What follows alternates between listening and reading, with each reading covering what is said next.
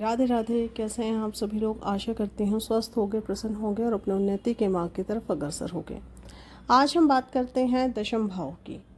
दशम भाव कर्म, सम्मान और प्रसिद्धि का भाव। दशम भाव जो है कुंडली का सबसे मजबूत केंद्र भाव है, क्योंकि यहीं से आपका करियर देखा जाता है, आपकी प्रसिद्धि देखी जाती है, आपके दायित्व कितने हैं, उत्तरदायित्व जो हैं वो यहाँ से देखा जाता है। आपकी अच्छी नींद, पवित्र शब्द, मंत्रों का उच्चारण, जाप, सरकार के साथ या प्रशासन के साथ जो कार्य करते हैं वो भी यहीं से विचारा जाता है। कुल मिलाकर ये केंद्र का सबसे त्रिकोण और मजबूत भाव कहा गया है। पाश्चात्य ज्योतिष में दशम भाव को पिता का भाव कहा जाता है, क्योंकि वह माता के भाव 4th हाउस से एकदम सामने का भाव है। लेकिन हिंदू वैदिक ज्योतिष में नवम भाव को गुरु के साथ साथ पिता का भी माना जाता है। जब प्राचीन काल में आपकी गुरुकुल पद्धति थी तब गुरु को ही पिता तुल्य समझा जाता था और गुरु के जो डिसीजंस होते थे या निर्णय थे वो सर्वप्रिय होते थे। रामायण में इसका बहुत अच्छा एक उदाहरण है, जब वशिष्ठ ऋषि राम और लक्ष्मण को दशरथ की नगरी लेके गए थे। अब बात करते हैं कि इस भाव के कारक कौन हैं। सूर्य, शनि, बृहस्पति और बुध यहाँ के कारक कहे गए हैं।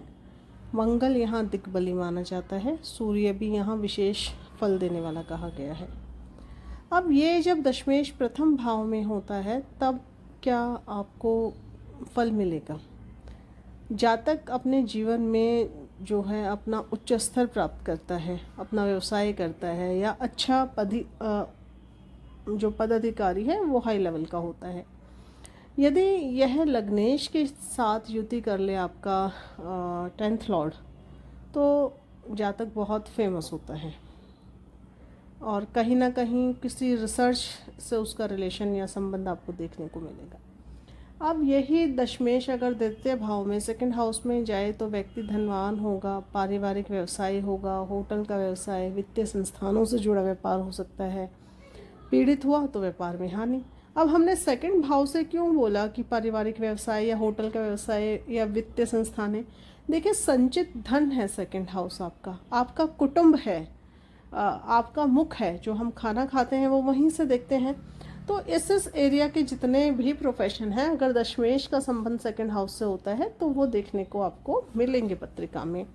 बाकी D9 और D10 में भी देखा जाता है कि क्या रोल प्ले कर रहा है आपका 10th लॉर्ड। अब ये 3rd में चला जाए दशमेश तो लेखन संबंधित व्यवसाय, भाइयों के साथ व्यापार, यात्रा, ये सब आपको देता है। कम्युनिकेशन से रिलेटेड जितना भी काम है वो 3य हाउस में। टूर एंड ट्रैवलिज्म भी आप 3rd हाउस से उठा सकते हैं। टीचर्स के चार्ट में मैंने मोस्टली देखा है कि 3rd हाउस में चंद्रमा प्लेस्ड होता है, जुपिटर 9th में बैठ के या दशम में जुपिटर बैठा होता है। मोस्ट ऑफ द टाइम मैंने ये चीज़ पाई है अध्यापकों की पत्रिका में, चंद्रमा का 3rd हाउस में होना। अब यही 4th हाउस में जाए दशमेश तो क्या करेगा? 4th में बैठकर सामने देखेगा अपने घर को, तो बहुत भाग्यशाली और उच्च पद पर युक्त होता है, प्रसिद्ध होता है, वेल एजुकेटेड होता है। कृषि और भूमि से संबंधित व्यापार करेगा तो उस व्यक्ति को बेनिफिट होगा। और यही दशमेश अगर नवमेश से भी युति कर ले तो व्यक्ति भाग्यशाली होने के साथ साथ पॉलिटिक्स में भी अच्छा खासा पद प्राप्त कर लेता है। अब दशमेश पंचम भाव में गया तो केंद्र त्रिकोण का एक अच्छा राजयोग है। शुभ ग्रहों के साथ हो तो पवित्र शुद्ध जीवन वाला बुद्धिमान व्यक्ति होता है, एजुकेशन अच्छी होगी। पंचम में जब दशमेश आपका बैठा होता है तो जातक को वो बुद्धि, गुण और सम्मानित पद देता है। पंचम भाव दशम भाव का अष्टम भाव है, तो ये समस्या यहाँ आएगी कि व्यक्ति के जो उसके सीनियर्स हैं या उसके जो अधिकारी हैं, वरिष्ठ अधिकारी हैं, उन लोगों से उसके आर्ग्यूमेंट या विचारों में मतभेद हो जाएगा, क्योंकि पंचम आपका विवेक है, बुद्धि है, विचार हैं। और मंगल से अगर दृष्ट हो जाए ये पंचम भाव आपका तो फिर थोड़े कड़वे लेवल पे आपके आर्ग्यूमेंट्स हो सकते हैं। जातक सरकार में कार्य करने वाला होता है, गवर्नमेंट सर्विस में होता है, मतलब हो सकता है। अब यही अगर दशमेश छठे भाव में जाए, 6 हाउस में जाए, न्याय व्यवस्था, कानून, जेल, अस्पताल, इन सब से जुड़े काम वो करेगा। अशुभ ग्रहों का दुष्प्रभाव है तो आपको प्रॉब्लम, झगड़े, लड़ाई झगड़े, कानूनी विवाद, जेल यात्रा, कलंक कहीं ना कहीं आपको मिलेगा। अभी दशमेश अगर 7वें भाव में जाए तो जातक की जो भार्या है वो वर्किंग होगी। दशमेश का शुभ ग्रह होने पर अभिप्राय है कि जो भार्या है या जो वाइफ है वो अच्छी खूबसूरत पर्सनालिटी की या ब्यूटीफुल होगी या अट्रैक्शन होगा पर्सनालिटी में उसके।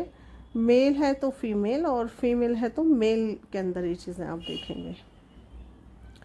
शुक्र के साथ अगर यहाँ आपका दशमेश बैठ जाए तो धन संपत्ति प्राप्त कराता है शादी के बाद, क्योंकि शुक्र जो है उनको लक्ष्मी कहा जाता है।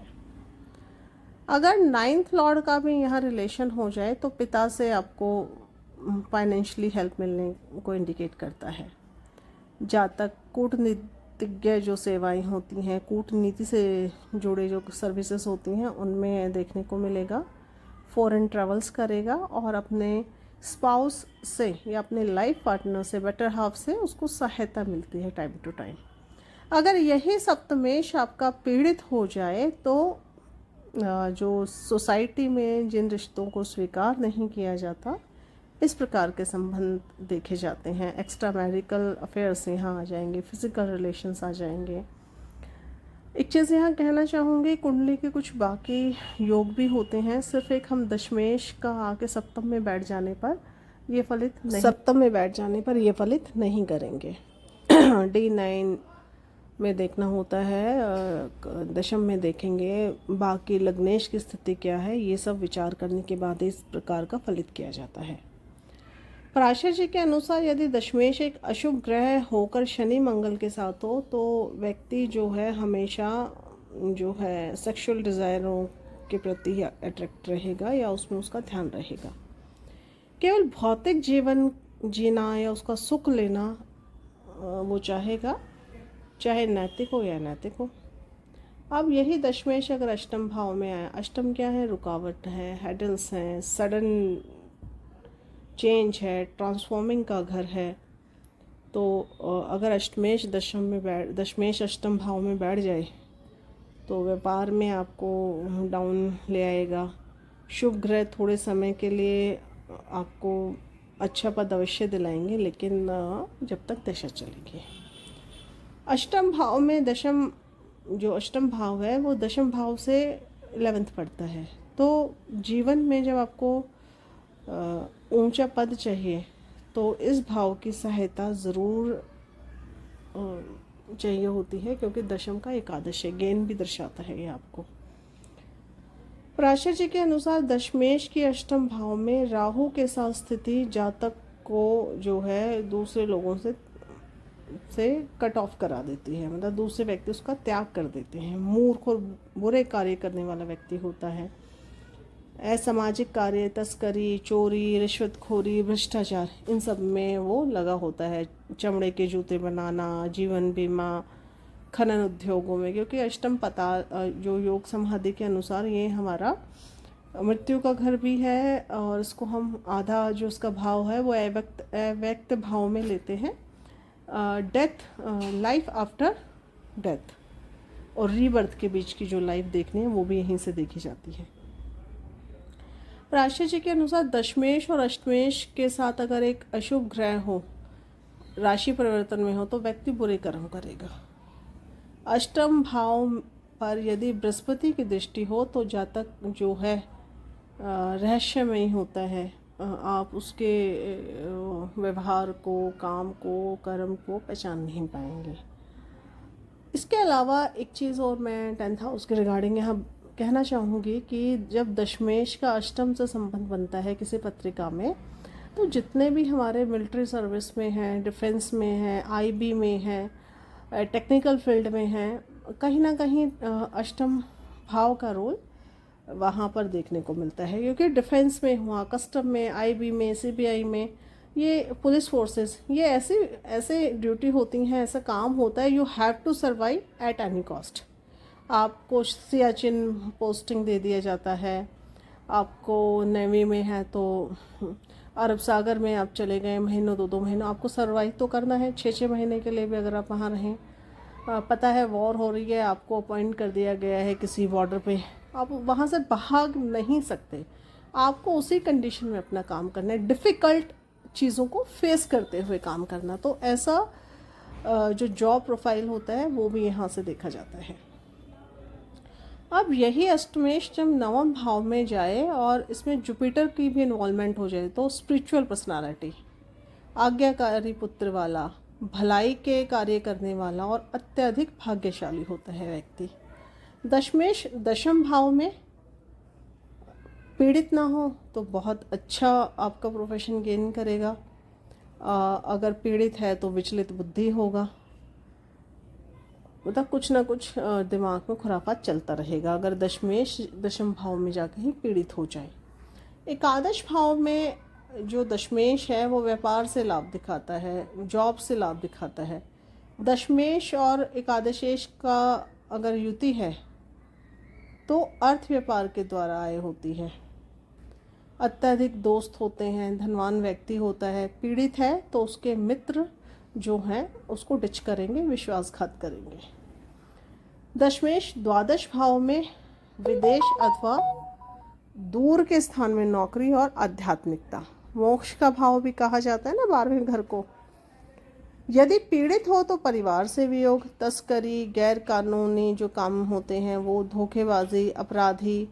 दशमेश और शुक्र मीन राशि में हो तो जातक जल से जुड़े व्यवसाय, नौसेना, समुद्री वस्तुओं का व्यापार, इस या पानी का जो काम है, बिस्लेरी जो बनाते हैं, पैक्ड जो बॉटल्स वाटर की बनती हैं, वो इस तरीके का जो प्रोफेशन आपको देखने को मिलेगा। देखिए दशमेश का अलग अलग भाव में बैठने का परिणाम मैंने बताया, क्योंकि ये काफ़ी विस्तृत अध्याय है, काफ़ी बड़ा है। इसके बाद दशम भाव में अलग अलग ग्रह बैठते हैं, अलग अलग भावेश आकर बैठें तो क्या परिणाम मिलता है, दशम भाव में अलग अलग ग्रह बैठे हों तो क्या परिणाम मिलता है। तो ये काफ़ी लंबा चौड़ा एक विषय रहेगा, तो जुड़े रहिए और अधिक जानकारी के लिए आप बने रहिए। अगर आपको इन्फॉर्मेशन अच्छी लगे तो आगे आप जो है वीडियो को शेयर कीजिएगा, लाइक कीजिएगा, क्योंकि प्रोफेशन जानने की हर किसी को एक जिज्ञासा होती है। हर किसी का कि आफ्टर एजुकेशन या स्कूलिंग के बाद बच्चा क्या एजुकेशन लेगा, क्या करेगा, तो वो भी यहीं से बताया जाता है। मैं थोड़ा सा और इसमें ऐड ऑन करना चाहूँगी। देखिए अगर वायु तत्व राशियाँ यहाँ हैं तो व्यक्ति, वायु तत्व जो आपकी राशि हैं, तो व्यक्ति यहाँ क्या होगा, बौद्धिक, दार्शनिक, लेखक, चिंतनशील, विचारक, विज्ञान में शोध करने वाला, इस प्रकार की पर्सनालिटी होगा। वायु है ना, इमेजिनेशन आ गया आपका। एयर क्या है, एयर हमारे दिमाग में हम बैठते हैं, थॉट्स हैं तो उनको एयर में ही पकड़ेंगे ना। इमेजिनेशन पावर्स जो मतलब कुछ ना कुछ ऐसे सोच के थ्रू, जो इमेजिनेशन के थ्रू जो काम किए जाते हैं वो यहाँ आएंगे। अगर अर्थ तत्व में अर्थ एलिमेंट है यहाँ तो अर्थ से रिलेटेड काम, मतलब इमारतें, खनन, एग्रीकल्चर या कंस्ट्रक्शन साइट बनाना, ये सब देखा जाएगा। अग्नि तत्व है तो इंजीनियरिंग, आयरन से रिलेटेड वर्क, मशीनें बनाना, जहाँ फायर का इस्तेमाल किया जाए, इस तरीके के काम आ जाते हैं। अच्छा, मंगल जो है वो लॉ भी कराता है और क्रिमिनल लॉ में काफ़ी अहम भूमिका मंगल देव जो हैं वो निभाते हैं। हालांकि हम वकील के लिए बुध और बृहस्पति को देखते हैं, लेकिन यदि मंगल भी वहाँ हो जाए तो क्रिमिनल लॉ, राहु आ जाए तो और बढ़िया। जैसे कहते हैं ना, मंगल राहु आ गया या मंगल राहु जुपिटर राहु आ गया, तो राहु भूख है, एक्सेस है हर चीज़ की, और ये शांत नहीं होने देता। तो हर कॉम्बिनेशन को ना ऐसे डिकोड करके प्रोफेशन जो है वो कोशिश की जाती है फाइंड आउट करने की। अब जल तत्व राशि, पृथ्वी, अग्नि और वायु हमारा हो गया। अब हम बात करेंगे जल तत्व। जल क्या है? तरल, लिक्विडिटी। तो जहाँ लिक्विड जो प्रोफाइल होगी काम की और जहाँ जल तत्व की राशि है तो उसके अकॉर्डिंग प्रोफेशन उठाएंगे। जैसे केमिकल हो गया, जीव विज्ञान हो गई, दूध से रिलेटेड हो गया, शराब का हो गया, पानी का हो गया, जहाँ भी लिक्विडिटी होगी। फॉर एग्ज़ाम्पल अगर मीन राशि है 10th भाव में, तो जो व्यक्ति है कहीं ना कहीं पानी या लिक्विड, जो लिक्विड चीज़ें हैं उसका कहीं ना कहीं उसके प्रोफेशन में कनेक्शन होगा ही होगा। आप ये ट्राई कर सकते हैं आप अपनी कुंडलियों के अकॉर्डिंग, और कमेंट सेक्शन में हमें ज़रूर बताइएगा कि क्या ये अप्लाई होता है आप लोगों के चार्ट पर। तो इस प्रकार की और जानकारी जानने के लिए आप हमारे चैनल को लाइक कीजिए, सब्सक्राइब कीजिए, और हमसे जुड़ने के लिए और जुड़े रहने के लिए आप सभी का एक बार पुनः धन्यवाद।